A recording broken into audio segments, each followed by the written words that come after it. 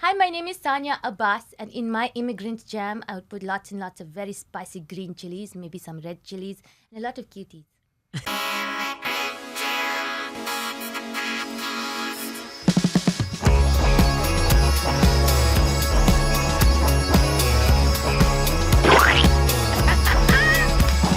I love that. Welcome, everybody. Welcome to Immigrant, the podcast. I'm your host, Lucy Cole. We're back with a brand new episode. So exciting.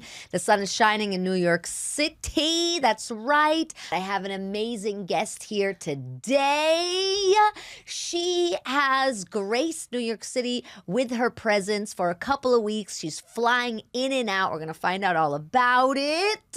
Welcome to the podcast, the amazing Saaniya Abbas. Thank you. Wow, you're so good at podcasting. Oh, thank You're you. like the best. Yeah. That was That's so right. good. Wow. I'm really good at intros. Yeah, I mean, Yeah, wow. that's my claim to fame. Yeah, if Good I ever get intros. married again, I want you to MC that shit. Yes, Wow. I love that. Yeah, Okay, yeah. great. I love Okay. that. Okay, so now we already know that you've been married.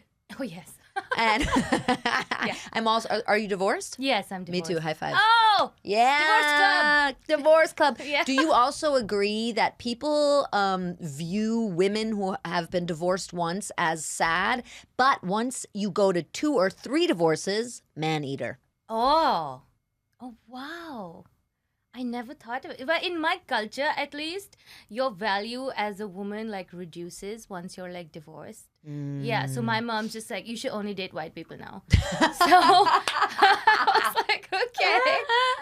Okay, so tell us about your culture. Tell us a little bit about yourself. Okay, so I'm from India, and I moved to the UAE to Dubai about 12 years ago for my first job, and a lot happened. You know, at first I was just working. I'm an art director. I work in advertising.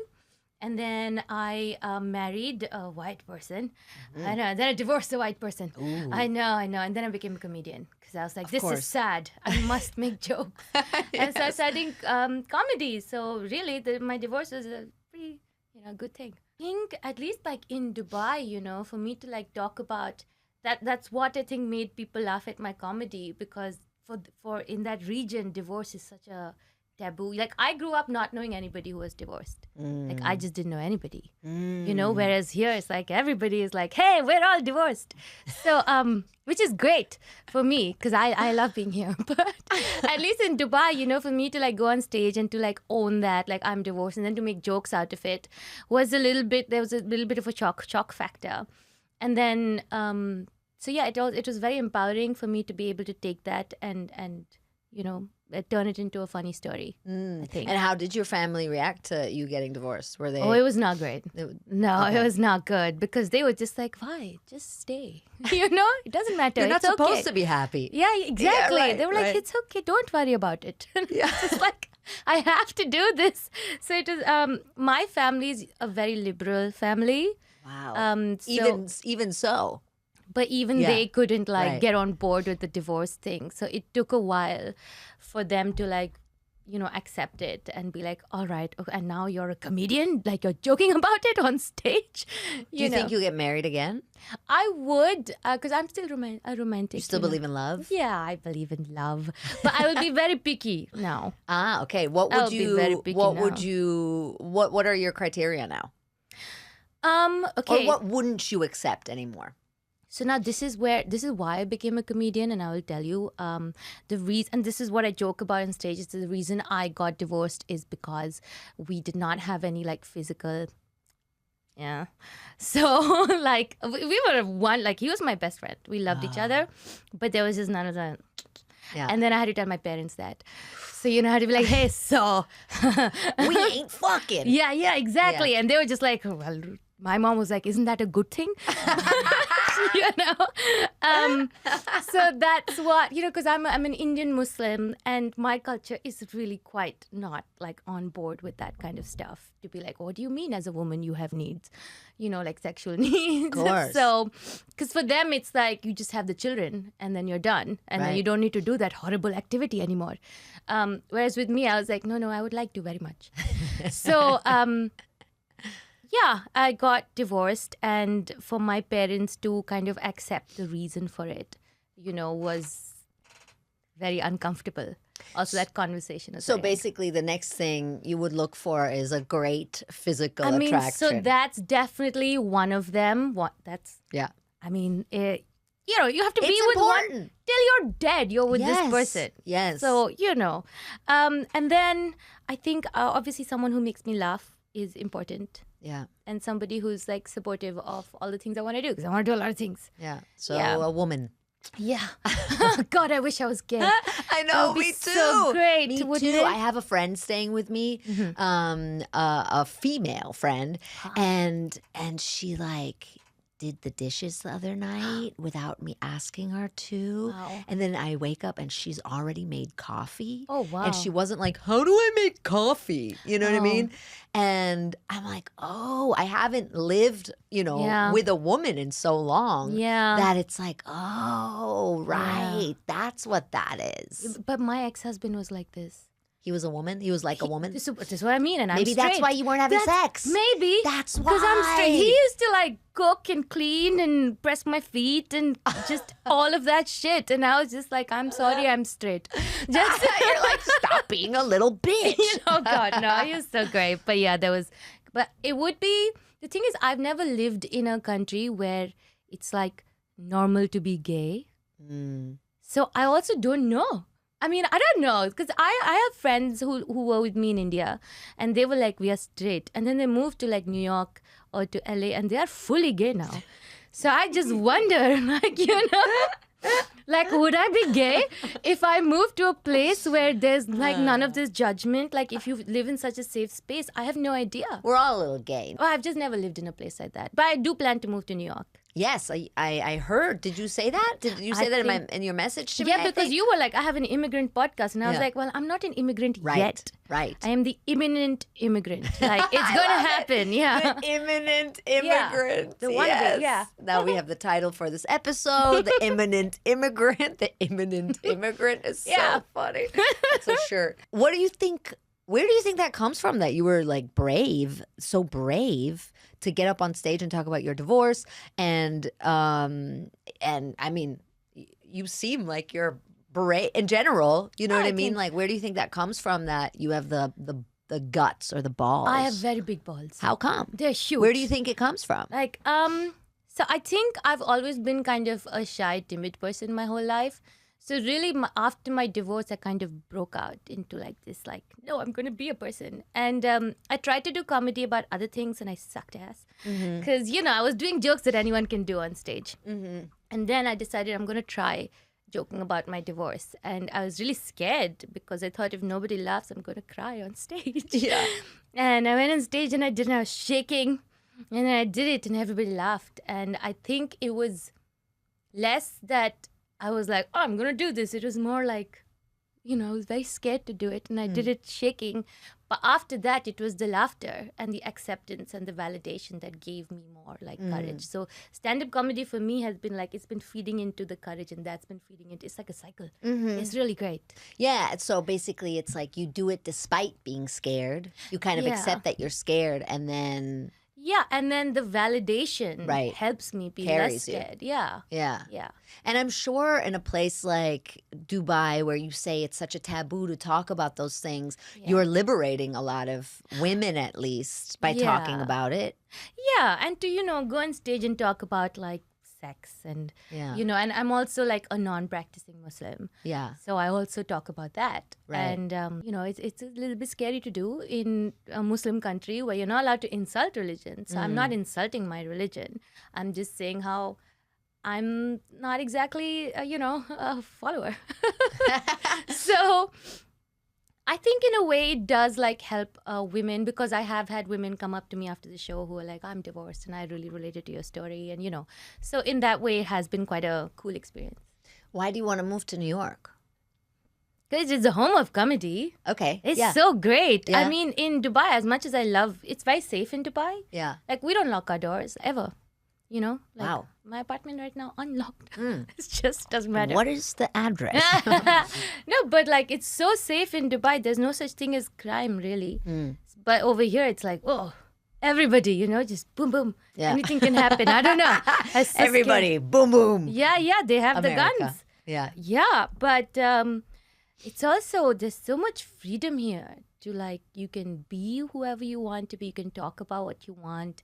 You know, there's none of this restriction, which in a Middle Eastern country is there. As progressive as Dubai is, as much as I love it, there are things you can't talk about. So you do love it there. Because when I went to Abu Dhabi once. Ah, you did? Yeah, and I actually met a girl who was Indian, but, well, her parents were Indian, but she was born there and grew up there. And she said that it's so segregated and that she's never accepted. She's always an immigrant there, and people always treat her as an immigrant and don't really accept her. So the thing about the UAE is that 90% of the population, 95% of the population is expats, Right. immigrants, and 5% is the actual local people. Yeah. So there's 95%. I don't think there's a real need to be accepted. But the thing is that it can never be your home. They'll never give you citizenship ever. Right, exactly. And here, I heard they do after like 50 years.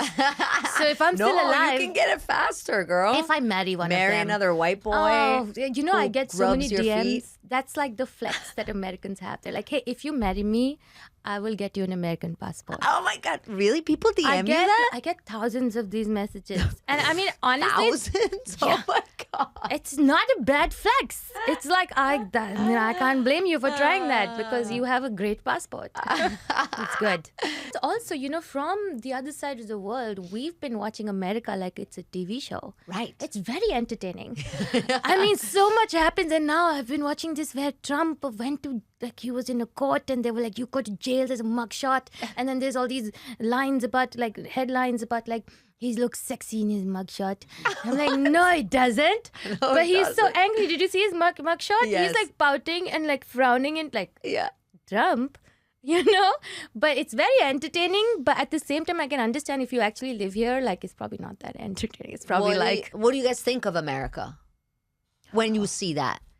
Do you think like, oh, you guys are going down? Like that's the end of the empire? No, the thing about America is there's two sides to it. Number one, there's like I said, you can be whoever you want to be. Right. And you can do it. There's like so much space and freedom and acceptance for like all kinds of people. And that's so beautiful. And then the other side of it is that it's very divided as a country. You know, like even in my comments, like I'll post something like, I'm in New York. And then the red states and the blue states will go to war in my comments where they're like, New York sucks. That's not the real America. And then the New Yorkers are like, what do you mean, you redneck fuck? Well, And I'm fair. like- We're not the real America here. I mean, but I mean, in a way, we are the real America, but we're also not the real But America. that's what I mean. There's two sides to America. Yes. Oh, there's many sides. It's such a Yes. huge country. But it's so divided. And I had never even visited America. And I could see just from my comment section that the Americans were just fighting with each other. I love that people on the outside are looking at America like this like pile-on, you know, and they're like, what are they? Why are they? You guys have it all. Why are you doing that, right? It's kind of like it's that. like gangs. There's like two gangs in Yeah. America. One Yeah. is the blue gang. Right. Sorry, what do you call it? The rednecks and the libtards. Sorry, I just know that's the names of the gangs. Right? I would be a libtard if I lived West Side here. Story. Yeah. And then they're just fighting. But at the same time, so we see America as, you know, the inventors of stuff and they gave us all these things. But then they're also really dumb because they do these other really dumb things like vote for Trump and, you know, it's kind of dumb. You know, when he said the grab her by the pussy thing, all of us were like, that's bad. And then he became president and we were just like, oh. And you're like, I want to live there. I mean, you really can can say be that. and Yeah, be a president. exactly. You really can Yeah. say anything you want to here. I mean, Yeah. but that's the other side of it. There's space for everybody. Right. You know, you can want to grab someone by the pussy. And like, For now, there's space for everybody. I I think if know. he comes back, there won't be space for I everybody. don't think he'll come back. You don't think so? Oh, great. Because it was also people were laughing at the Americans. I think it's sad that Arnold Schwarzenegger can't run for president. That would be super entertaining. He would be, and I think he might be a good president. Like he did a really good job in California. Yeah. California. I mean, I would just like want to watch him talk and give the presidential like speeches. And Exactly. that would be entertaining. And then he could end all of them with, "I'll be back," and people would be like, "Yeah." for his second and term. the country would That's be so happy again. Oh, that would and be people so wouldn't be great. divided anymore. Everybody loves Arnold. Yeah, everybody Who does doesn't love Arnold. Arnold? Yeah. Yeah. Oh my, can you imagine the memes of like the Terminator and like, oh, that would be so great. Yeah. So he can't run? Why? No, because he wasn't born in America. You have to have been born in America. Yeah, so you and I, we can never be president. God damn it. No matter how many white boys you marry. Oh no. No, it'll never happen. So you're trying to learn the New York accent? I'm trying to learn the New York accent. Last time I was here, I tried to do it. I learned this thing off TikTok, which is like, I told my daughter not to give the dog the coffee. Oh. What did she do? She gave the dog the coffee. Now I got a dead dog, a dumb daughter, and no coffee. But like, I think that's pretty good. I want to be better than that though. I want to be like, Well, you have to learn to say not that sentence. Yeah, I and know. Keep the New I York know. accent. yeah, it's exactly. so difficult. Yeah, no, but you have to, I think any accent, especially the New York accent, 84% attitude. And you got that the vibe, you got the and the intonation. Although that's like Yeah. a little bit, that's like a certain type of New York accent. Long Island? Is it Long Island? I don't know. Italian. I Long don't Island actually has, you know what they do in Long Island? They string the words together know. like Long Island. Long Island. Yeah, exactly. Okay. Good. But do you want to be from Long Island? And I don't want. I No. just want to be able to. It's because I can do a British accent. First pretty of well. all. Yeah. Go like this. Yo. Yo, Really good. Right, Tommy? That's pretty good. fuck you, you fucking. Yo, fuck. what the hell? Sorry. What the fuck? What the fuck? I'm Yeah. walking over here. No, don't say that. No. Nobody ever. No, don't leave. We're done. This podcast is over. Thank you. It was nice to meet you. No. Thank you so- We're done here. You don't say I'm walking over No here. one says I'm walking over here. No one says But what that. if you are walking and no over one there? says give me a cannoli either. What's a cannoli? Exactly. Is that an Italian No, it's a thing? pastry. Oh, That's right. like a pastry that's like a cookie shell, and then they Wow. jizz some cream in there, Like an eclair. like an eclair but hard. The shell is hard. Eclairs Okay, are soft, okay. and the cream is gushing out on either side. In the eclair, the cream is inside. So there's no non-messy way to eat this without it. Not really. I don't know. I don't eat a lot of cannolis. So wait, I wanted to ask you. Yes. You were in Fantastic Beasts. Yes, but it's a very small part. I don't care. I am such a big fan. I have like a Harry Potter Deathly Hallows tattoo. Oh my I have God. the key from the Philosopher's Stone. Shut I'd like, what was that experience like? Well, first of all, I am incapable of lying. So we did have a part of this conversation before, and you told me that you sometimes just walk around your house wearing the cloak Yeah. and so stick? What do you call I it? said the wand. sorry. Come on, you I'm were sorry. in the franchise. Like, I'm sorry. oh my god, the stick. Got the magic stick. But so I started reading Harry Potter when I was 10, and I was in boarding school, and Harry Potter was going to boarding school. We were both turning 11, so it just meant a lot to me, you know. And I grew up with this like series of books, and I've read each over 15 times. Over 15 I read them each every book? yeah. Cool. Yeah, So it's yeah. almost like a little bit like a sacred text for you. Kind of, it's a magical holy book. But Is that okay? Are they gonna, who's there? should we cut this? Who's there? This. When you there. come back home, are you I gonna go, get in I go trouble? on stage and I talk about. Okay. I literally made a reel in which I'm stoned going through New York. Like Okay, they're gonna that's be fine. fine. All right. Yeah. So I'm a huge Harry Potter fan, and sometimes I like to wear the cloak, which I have the Gryffindor cloak, and I like to sit at home. I even wear the glasses, and I sit at home with the wand. And what do you do? I just sit there. You just sit and ponder? No, I sit there. I'll scroll through my phone, like Okay. Yeah. Yeah. And I have one wand with which I can control the television. No way! Shut up. Yeah, Is yeah. that real? Yeah, it's real. It's a remote control My cousin wand? gave it to me for my birthday. Yeah. So I got this part, and I had never ever read Harry Potter. It was a little before my time. No, a little after my time. Uh-huh. Anyway, I missed Harry Potter. I got the part. I was excited because I was excited. You know, I knew it was a big project. Obviously, Yeah. I'm not crazy. And then I was in Edinburgh. Yeah. doing the festival with a The show. Fringe. Yes. Oh, wow. And they called me, and every day I was flyering. Have you been there to Edinburgh? No, but I've heard about the flying. Yeah, so you flyer for your show, which for people that don't know what that means, it means you pass out little pieces of paper saying come to my show, basically. And I was doing that, and then I get a phone call, and they're like, hey, it's the movie, and you have to come in for a costume fitting. Because I was supposed to shoot right after the festival was over. And I was like, I'm in Edinburgh, and I have a show every day. Yeah. And they were like, okay, what time is your show? I was like, it's at 5 p.m. every day. And they're like, great, we'll fly you in after your show, put you up outside of London where the studios are. Then you'll do the fitting in the morning, and then we'll fly you back to Edinburgh in time for your 5 p.m. show. I was like, okay, I'll do that.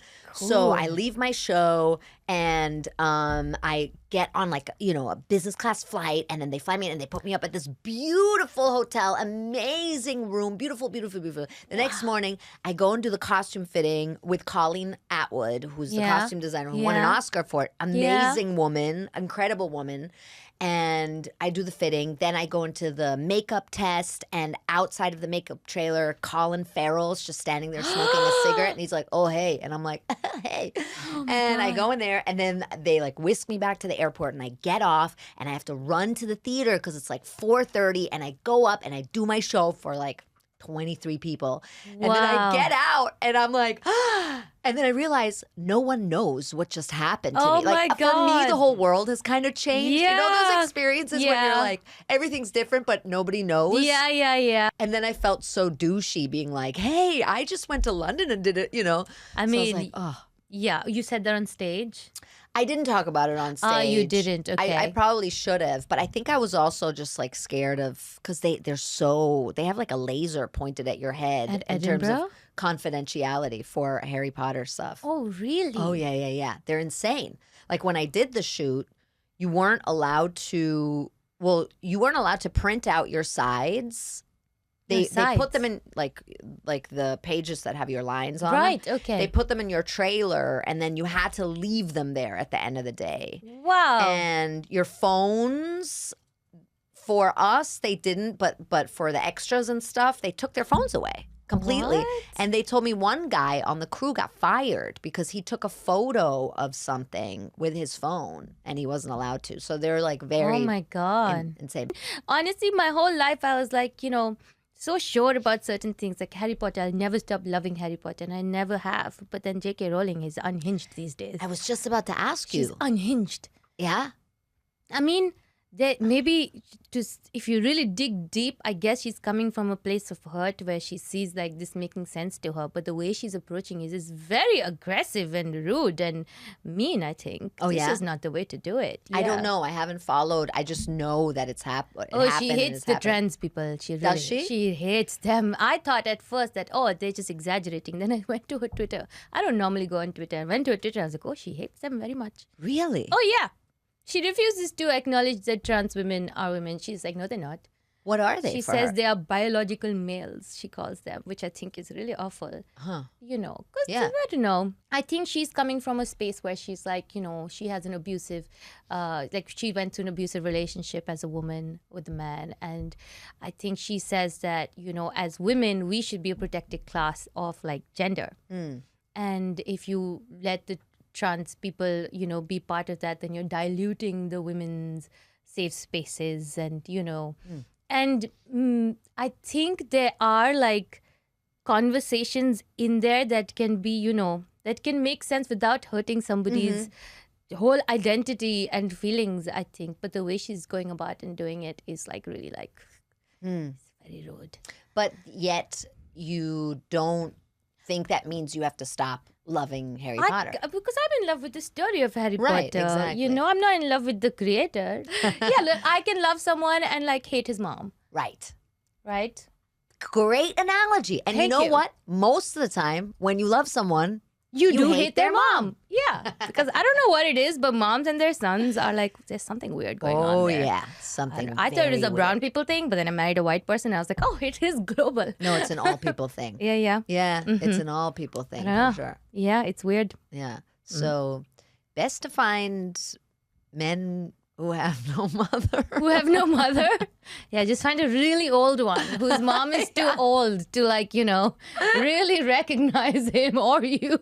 It's just a really old man. Yeah. So if there's any old man watching this. Yeah.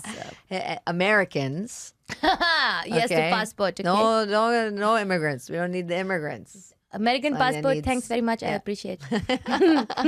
I feel like there's so much hypocrisy in people saying like, oh, you're not allowed to listen to this music, or, of course you can make those personal choices for yourself. You can be like, oh, I can't listen to R. Kelly anymore Yeah. without thinking of him peeing Yeah, on a teenager, Yeah, I feel like there is a way to separate art and the artist. Because Right. I do think too. Harry Potter as a franchise is so many people who gave their blood and sweat and tears or whatever the fuck to the franchise. It's bigger than just J.K. Rowling. It's like a lot of people who are part of that. And also, I think the one important thing that gets so lost, I think, is like there's also the hope or maybe the ability for someone to learn and grow and maybe say, okay, I've, evolved. Yeah. And now I think differently. So maybe there's a benefit of the doubt for her that she'll Yeah, transition. for sure. Nice. Nice. No, I do think there is definitely an issue with this world where once you cancel someone or once someone fucks up in some way, they're like forever, Right. tainted by this. And there should be a path for redemption, 100% for people to come back to I think Louis C.K. somehow made it back. Somehow. I think a lot of people in the comedy world were, didn't really cancel him. Yeah. And then, I think, because he's a man, and I guess because there was kind of like a gray area, or what he was canceled for was kind of left up to interpretation in a way. It wasn't so clear cut. It wasn't like a Harvey Weinstein clear or Bill cut. Cosby. Or Bill Yeah, Cosby yeah. clear cut thing or whatever. That's true. I feel like in the comedy community, most of the male comics stuck by him. I mean, that's pretty. I love Louis C.K.'s comedy. I think he's one of the funniest people on earth. He's really funny. But when I heard what was happening, I was really surprised to see him make a comeback. I know he addressed it in his special and stuff, but it was. I was quite surprised how he came back so easily. I was surprised when he was nominated for a Grammy. I was like, Really? What? Oh, okay. Wow. I guess we're doing that. And that annoyed me.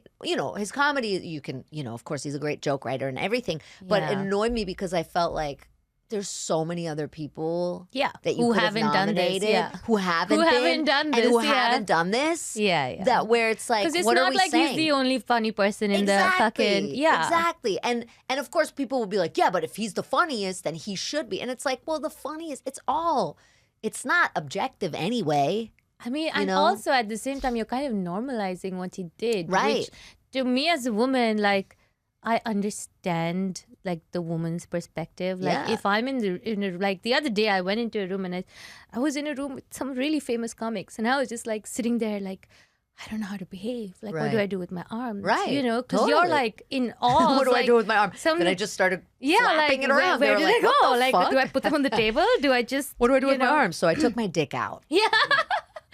But because I think that's what they do. that's the Yeah, crazy part, because totally. you're in this position where you're in awe of this person and their stardom and skill, and you watch them, you've grown up watching them Right. as these really amazing comedians, for example. And you're in this room with them and you're like, wow, I can't fuck this up. I can't believe I'm here or whatever. Right. And if you get to work with them, that's an even bigger deal. Totally. And you don't want to fuck that up.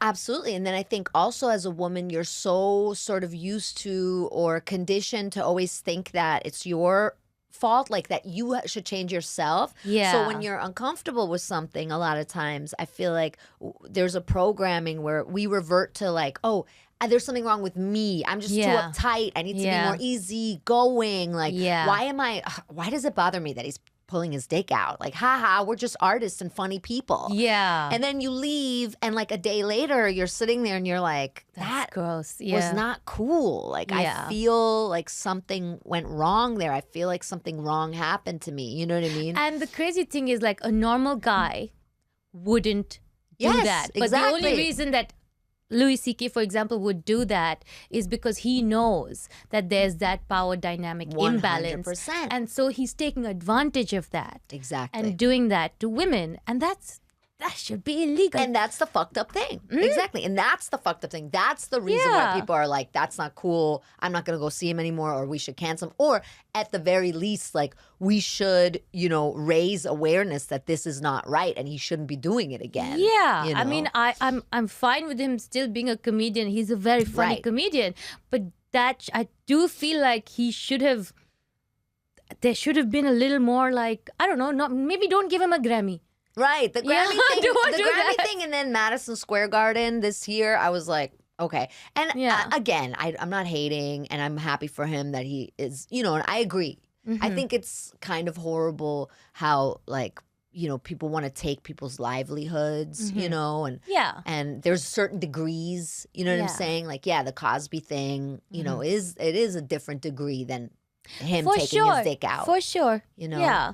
But just like that, there should be different degrees of, like, I won't say punishment, but like something, like you should have to go through something to be like, and it shouldn't just be like, oh my God, how embarrassing, people heard about it. Right. That shouldn't be the only thing. Right. I don't know. And I think also just because I do feel like, because so many, especially men are, complain about, oh, you can't say anything anymore. And it's like, well, first of all, I love those people that say that, because it's like, what are you not saying? What do you want to say that you can't say anymore? Like, you can't say things that are, rapey. Shitty. Yeah, or like, exactly. Do you want to say them? Why do you want to say them? Right, exactly. Yeah. But also, I think that is what happens when you want to change something that's so embedded in society and culture and behavior. And it's embedded, it's automatic, right? And if you want to change that, you have to kind of go and change it with a sledgehammer. You can't like carefully, you know what I mean? And yes, there will be collateral damage. You can't be polite about it. Exactly. You just can't politely be like, hey, please don't show chicks your dick because of like your celebrity status. Right, exactly. You have to be like, all right, you're grounded. Yeah, you don't get to come to the Grammys at Madison Square Garden anymore, dude. Yeah, until you learn. At least like I would say like 5 years repentance. You know what I mean? You can't do that. Don't be banned. Right. You can't do that. Don't do that. Yeah. And then don't complain about it. Don't. You know what I mean? Fucking think of it. You're a grown ass man. Yeah, but I feel like for men, like to stick by him in the comedy scene, it just shows like the men didn't see a problem with that either. Oh, no. I think a lot of men didn't see a problem with that at all. Yeah. And I think as a woman, I'm very new in the comedy scene. And as a woman in the comedy scene, like you can see the difference in the men and the women and how they behave and how they speak to each other and how they speak to the women. There is a difference. What do you think the difference is? But even in Dubai, I think there's a huge difference in the way that, for a long time, like, women were only put in the lineup because they needed a woman in the lineup. Right. Like the token woman. Right. Which worked for us because we got stage time. Right. But in the same way, like, they didn't really take us seriously as comics. And at the same time, a lot of them would just say inappropriate things, And when it's a male-dominated industry, like you, as a woman, you will tolerate a lot more because you want to be part of the scene. Right. And you want to grow in it. And sometimes you're like, okay, I'll take that on the chin, like, because I have to. I'll take that. I want to be Louis C.K. ball sack on the chin. on the chin. Oh, God, that's so horrible. But yeah, and even in New York, I don't think it's that much that I've experienced. I haven't really. But in New York as well, like, I keep trying to find more female comics, but still like mostly men, at the top at least. It's like mostly men, I think. And I think women just started late, so we just need more time. Mm-hmm. But like, right. But it is, I think that a big problem when in a male-dominated industry is that I think men still have a hard time not putting women into boxes of either I want to sleep with that woman or I don't want to sleep with that woman. And if it's like I want to sleep with that woman, and maybe it's also a biological thing and it's not their fault, I don't know, okay? Yeah. But so like if it's I want to sleep with that woman then it's either about that or that's a threat and then if it's I don't want to sleep with that woman, then that's fine. Then they're not a problem. You know what I mean? I feel like that's still such a big thing. So this happened to me, like in Dubai, there was this networking thing where there were these like British and American comics and stuff. And I went because this producer invited me and I went to like meet them and network with them. So I went to meet them and they were all men. And I went with this like kid comic who's like a brother to me, like a son to me. I took him, I was like, come meet them. And he was with me and nobody spoke to me at all. Because you were with a guy. And then later on, I found out it's because they thought that he was my boyfriend, so they couldn't speak to me. And now, so you were like not interesting because you weren't because you were already taken, basically. I don't know if it's like she is an owned woman. I don't know. Oh, okay. I'm owned. Right, out of respect for him. Yeah. Oh, okay. And I don't know. And then so now I've realized even in New York when I go out to clubs, if I have a guy with me, if it's my friend or anything, nobody talks to me. But as a comic, like I went to a comedy cellar and ended up meeting so many people because I was alone. And like, that's, that's fine. Yeah. But if I go with someone who may potentially be my boyfriend, nobody speaks to me. Right. Even if I have a boyfriend, I have to pretend to be single to network. Just like, please talk to me in males, in your male-dominated. That's why Saaniya got divorced. Yeah. Can you imagine the long game? Yeah, exactly. Honey, I got to get rid of you. It's just not working for me, comedy-wise, Yeah. I think we've come to the point in the podcast, Saaniya, where we have to play a little game. Oh, is that okay? Yeah. Well, it's not a game. It's just it's the poll questionnaire. It's to find out. Do you have what it takes to live in New York City? No. It's just to find out how much of an immigrant are you really? Okay. Are you really an imminent immigrant? It's me. Okay. Yes. Saaniya Abbas of where were you? Where did you grow up in India? New Delhi. New Delhi. Of Dubai.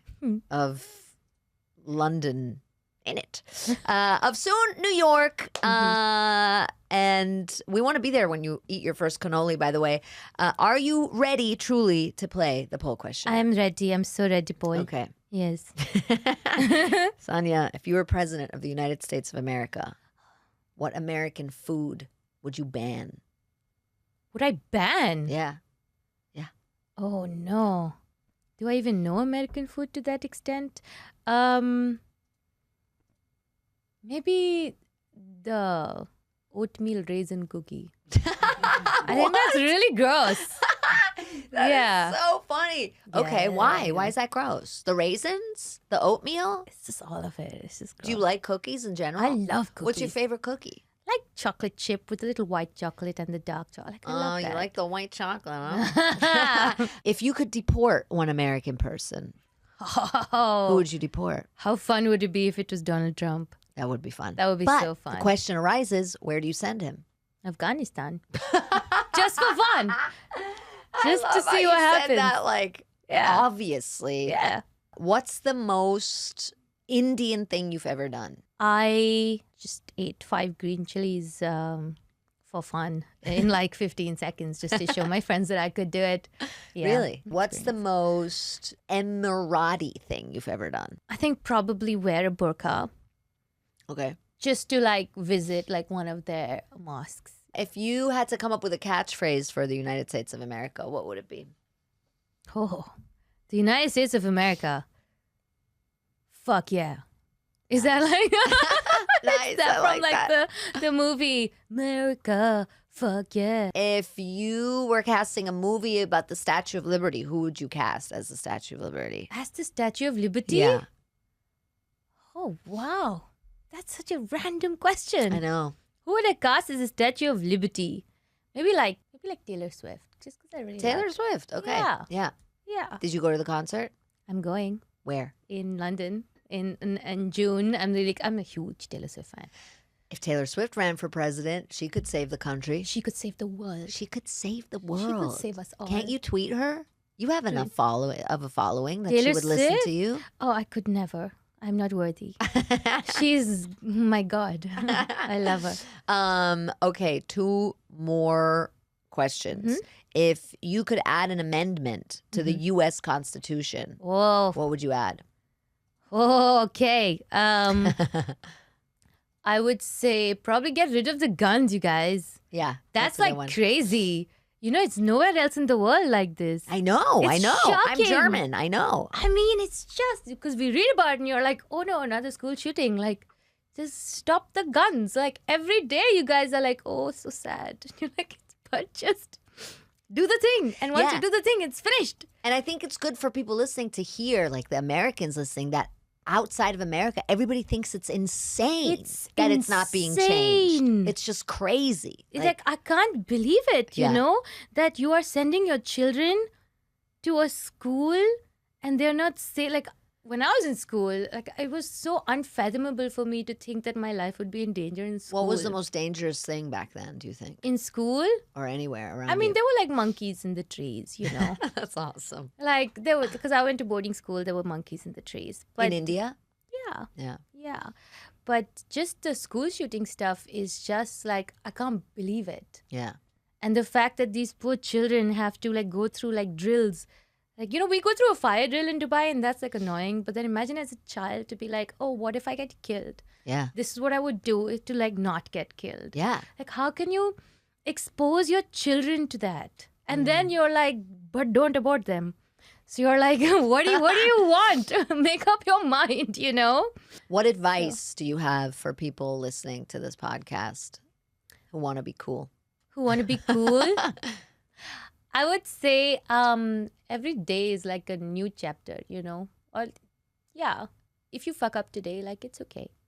Tomorrow can be like a whole new start. And if by the end of tomorrow you fucked up again, that's okay. You have day after tomorrow. I love that. Yeah. Unless you're taking your dick out in front of people, then Maybe you have like few 2 years, 5 years later. Right. Yeah. Don't I love take your that, dick though. out. Yeah. I always listened to this radio station as a teenager, and they would start every morning. They'd say, "Good morning, New York. Every day should be unwrapped like a precious gift." Oh, that's so nice. Isn't that nice? That's so nice. Yeah. Yeah. Last question. Most important question. Okay. Saaniya Abbas. Yes. Do you know how I can meet David Hasselhoff? This dude? Yes. This dude behind He me. was in Baywatch. Yes. That's a terrible necklace. Here, do I know how I can meet him? I would say you have a closer 6 degrees of connection to him than me would in Fantastic Beasts. Okay. You think that's the route I should go? I think you could maybe DM him on Instagram. Yeah.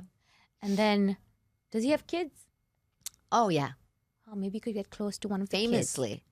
kids. Yeah, because he had that famous drunk eating a cheeseburger on the floor of his hotel room, and his kid filmed him and posted it online to get him to stop drinking.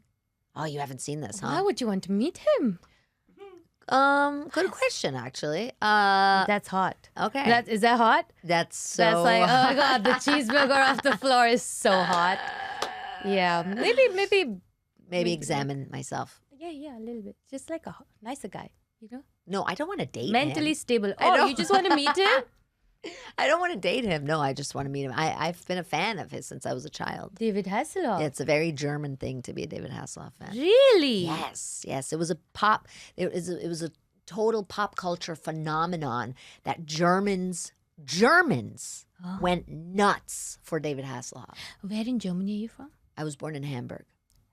Because I know the Germans are very kinky people. Oh, so kinky. They have the sex clubs. Absolutely. I heard I about always them. make that joke. I always say Germans are the weirdest people on earth. You meet them, they're like, "Hello, my name is Gunther. I have no emotions," but then they're gangbanging their neighbor in the basement in a leather mask. Yeah. That's Germans. That's so crazy. That's so I just crazy. found out about the Germans. I didn't know yeah. all this. Yeah. But I'm not that German. I was born in Okay. Germany. My dad's German. My mom's not German. Okay. And then I was 8 when we moved here.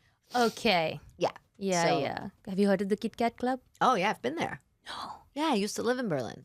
After high school, I lived in Berlin for a while. It's not as bad as people think it is. I just want to go and see it. Yeah. Like, Go see from it. the corner. Just But like what? Berghain, for example, the I've heard that's Berghain, I've crazy. been in there, and that was like before it was as crazy popular as it is now. But I Yeah. remember walking in with my friend, and I was like, "Oh, what's in there?" And he like grabbed me, and he was like, "Do not go in there. It's like that's like, I don't know. that was like a dark room. What's in there? Well, people were Doing the stuff. They were doing the stuff. They were doing the stuff. Oh, I probably would goodness. have been slipped on some jizz. Ew. if I went in there. Okay, Yeah. that's crazy. I've not been exposed to any of this in my life, so I just want to see it from afar. I'm sorry. Yeah. On behalf of all Germans. But Germans are wild. Absolutely Yeah. wild. Where can people find you online, Saaniya? They can find me on Instagram. It's SAANIYAX because my parents fucked up my spelling and this is just the life I have to live. So I'm on Instagram, I'm on Facebook, YouTube, TikTok, Threads, just Twitch as well, just all over the place. You can find me there. I do Instagram lives every Saturday when I'm not traveling, and I do shows everywhere. Great. Follow Saaniya. If you don't already, what are you doing with your life? Go see her shows. Go over to her Instagram live. If you're American and I think we said old, right? We said an old American guy. Yeah, whose mom is like... Whose mom is almost, dead. Yeah, just almost dead. Exactly. Almost dead. Slide into her DMs. You know, she may see the message. She's getting thousands, so be patient. Be patient.